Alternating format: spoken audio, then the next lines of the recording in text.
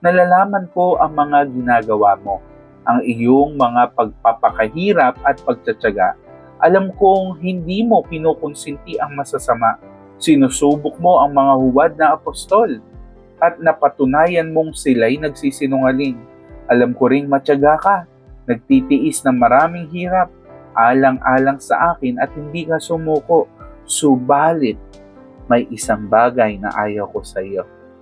Ang pag-ibig mo noong una kang sumampalataya ay nanlalamig na.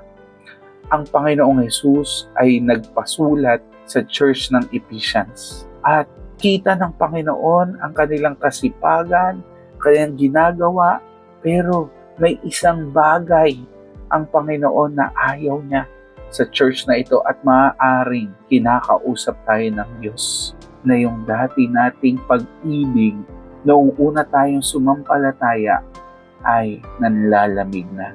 My brothers and my sisters, this is a great reminder na tayo manumbalik yung init ng pagsamba natin sa Panginoon, gaya ng dati o mas higit pa sa dati.